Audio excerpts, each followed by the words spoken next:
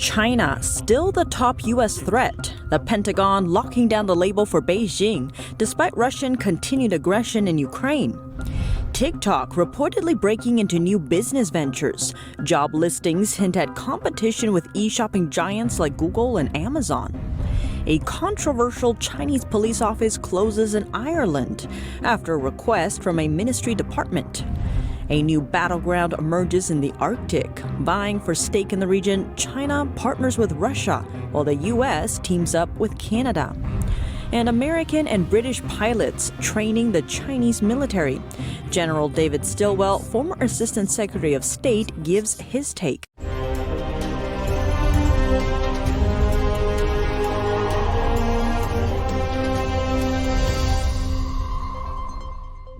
Welcome to China in Focus. I'm Tiffany Meyer. Despite the international focus on Russia's invasion of Ukraine, a new U.S. defense strategy says the country's greatest security challenge comes from elsewhere. Let's dive in.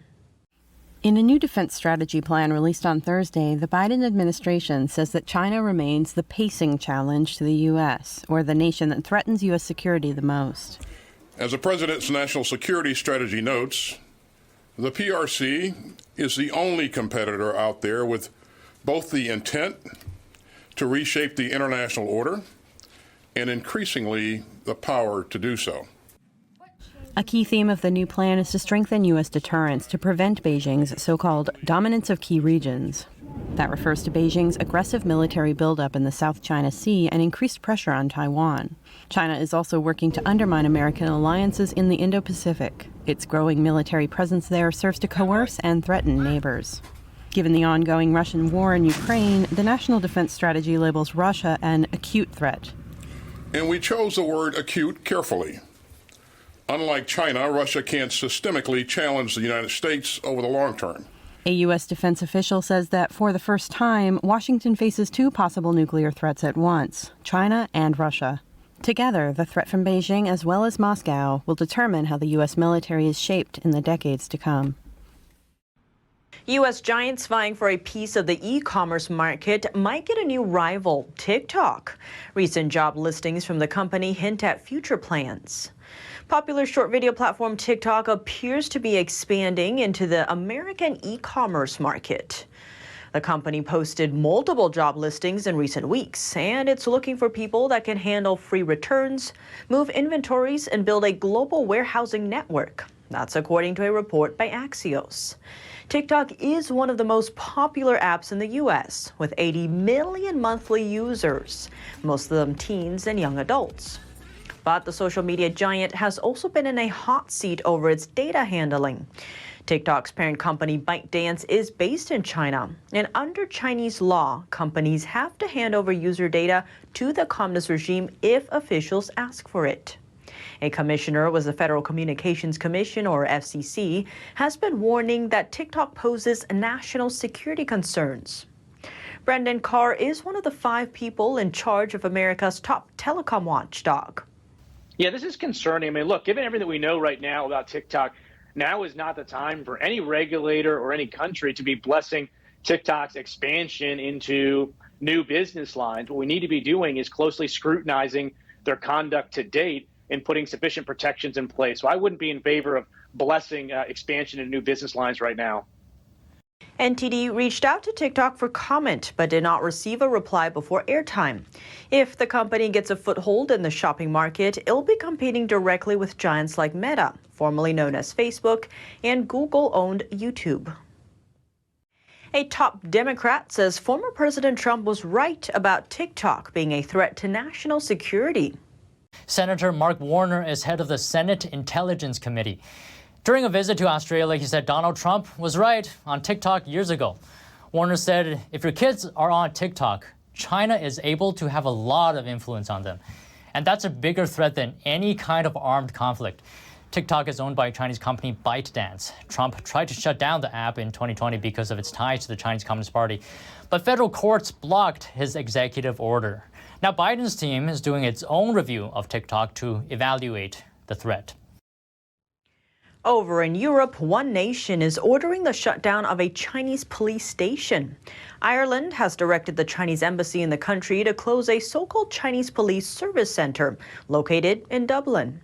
In a recent report, human rights group Safeguard Defenders found that the Chinese Communist Party has opened dozens of similar outposts around the world. They're allegedly aimed at forcing Chinese dissidents to return to China. NTD reached out to the Irish Foreign Ministry for comment. It responded that Chinese authorities did not request permission from the Irish Department of Foreign Affairs before they established the police office, and that the ministry told the Chinese embassy to close the police office. The Chinese embassy told the Irish side that the office has ceased activities. Similar actions are happening in the Netherlands. There, the government is investigating Chinese police offices. A Chinese dissident living in the country said representatives from one police office pressured him to return to China. Here's more. What looks like a regular house in a residential street in Rotterdam, Netherlands, could in fact be a secret overseas Chinese police station on Dutch soil. The Dutch government said this week it's investigating whether the Chinese Communist Party has set up 2 such offices in the country. It follows a report by Spanish-based NGO Safeguard Defenders that found that the Chinese regime has established dozens of such stations around the world. The point of such underground centers was for China's Communist Party to stifle criticism within expatriate communities. The Dutch Foreign Ministry said the Chinese regime never informed them about the offices, which makes them illegal. Information about the outposts underscored concerns about how the Chinese Communist Party undermines democratic institutions and rule of law abroad. Wang Jingyu is a Chinese dissident living in the Netherlands. He said representatives from the office had sought to pressure him to return to China as part of a wider harassment campaign. A few months ago, a Dutch number called me. He said he's from Rotterdam and he's from Chinese Overseas Police Service, like this. He wants me to come and he wants to talk to me. China's Foreign Ministry on Thursday rejected any suggestion of illegal activity. A new battleground between global powers, the Arctic. China is partnering with Russia to tackle the region and grow its footprint there, from ports and airfields to energy and natural resources. The U.S. and Canada are reacting. Here's more. Anessa Kimball, a professor at Laval University in Canada, is warning about China's ambition in the Arctic.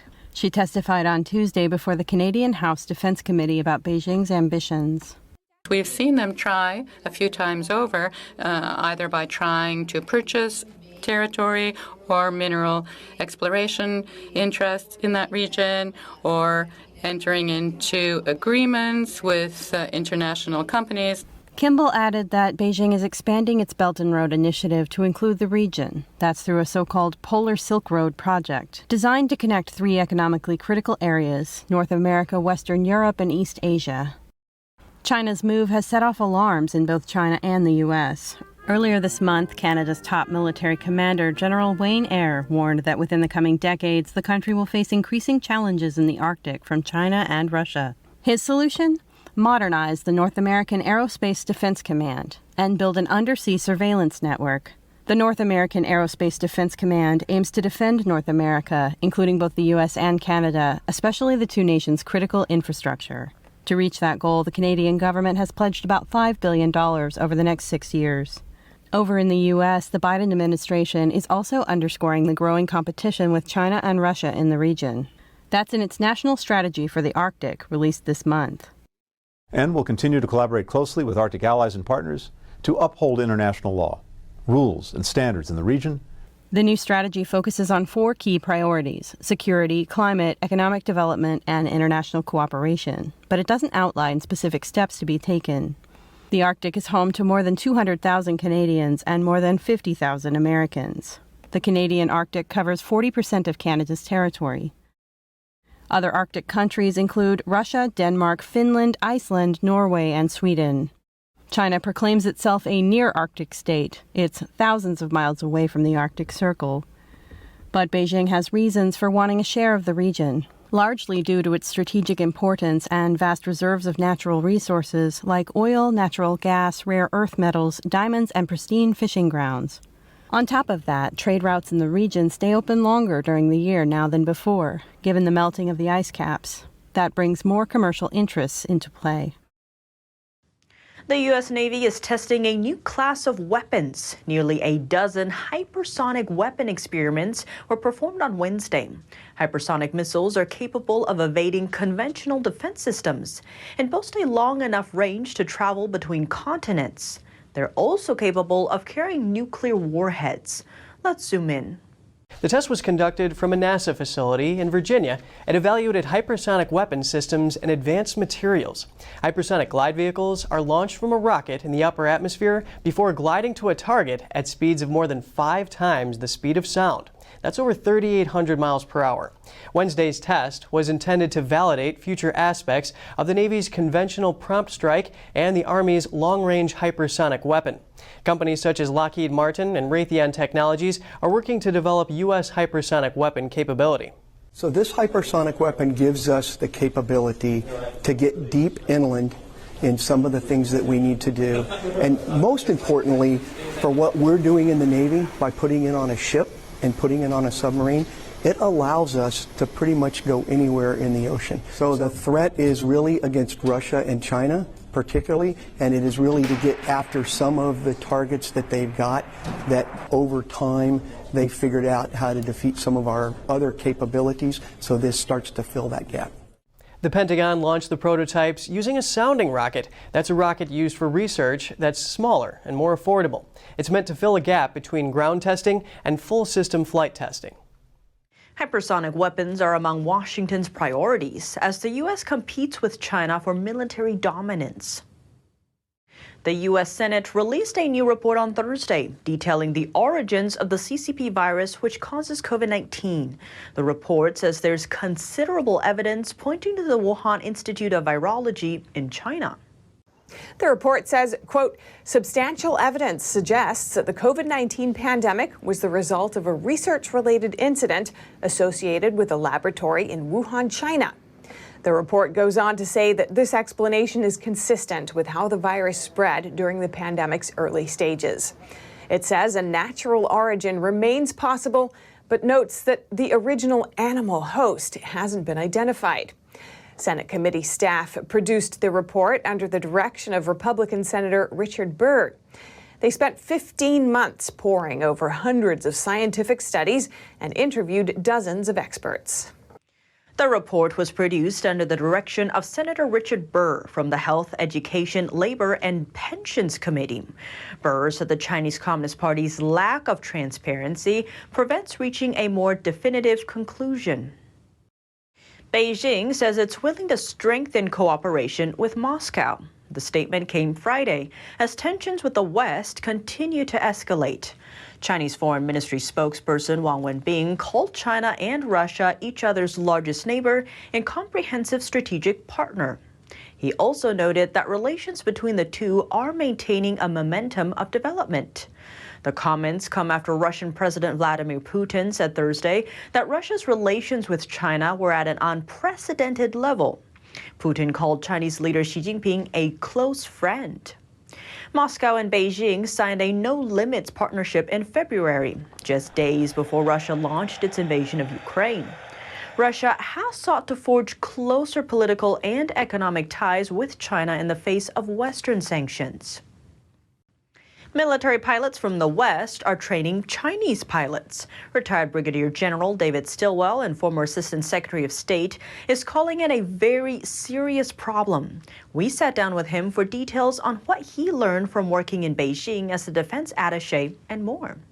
So, General, to begin, Top Gun took the film world by storm, smashing a bunch of box office records without even entering the China market. But it seems China is going after the real deal. It's been poaching pilots from both Britain and America. So, to begin, how significant is this?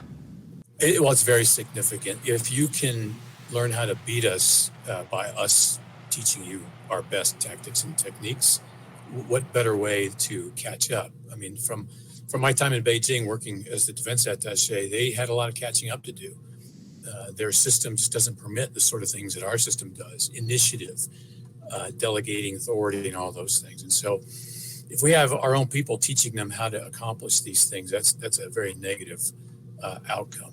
But their controlled system works very well against our open and free system in the information space like this, but also in our military training. That's all for today's China in Focus on YouTube. We're now sharing a shortened version of our program here after being demonetized for more than a year. In our second half, we examine what China has brought to military cooperation between countries and how its actions are playing out when it comes to the Taiwan issue. And this is where the U.S. and our allies and partners need to have a strong voice of deterrence to say, not today, don't try it today, you're not going to win. That and more from retired Brigadier General David Stilwell and former Assistant Secretary of State. The full episode is available on our partner platform, Epoch TV. To sign up, click the link down below. Thanks for watching China in Focus. I'm Tiffany Meyer. See you tomorrow. Shenyun Creations, the streaming platform from Shenyun, featuring world-class dance, past programs, and all original music.